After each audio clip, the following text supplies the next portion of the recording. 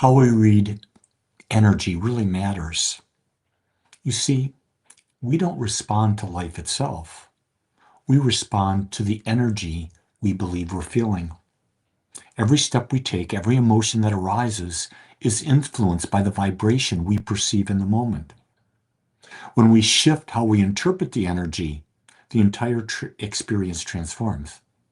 When we enter a room, conversation, a challenge, a person's presence, we attune to possibility of protection. And when we do that, guess what? It's not good. See, life always meets us at the frequency that we choose to bring to that situation. You see, we never really react to the event itself. We react to the energy that we think we're feeling.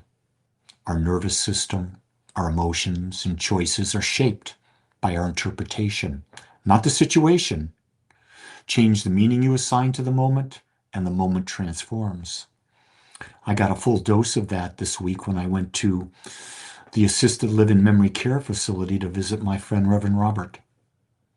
As I was in this room with about 25 individuals, they were not coherent.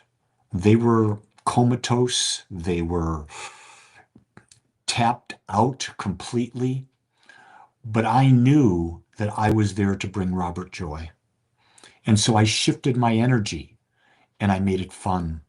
We laughed, we joked, we connected. The room, the people in it do not have to affect our energy, but most of the time we tend to give that power away. You see, before any word ever leaves our mouth, our vibration has already introduced us. When we walk in tune in with fear, we see threats. When we walked in, tuned in for possibility, we see openings. You see, our energy sets a tone for what we experience, but more importantly to us, also what others reflect back, because we're so wrapped up in what others think instead of what we think. Most people read energy, how? Through old wounds, through fear patterns, through the lens of survival. When we become conscious interpreters instead of unconscious reactors, that's when we reclaim our voice. We stop defending and start perceiving. We stop bracing and we start creating. In other words, clarity becomes our power. It becomes our power because we understand the energy we bring is what happens in that experience. So I don't ask you to believe anything. Nothing at all. I ask you to test it, to see. You've got a day ahead of you. You get to choose where you bring your energy, how you bring your energy.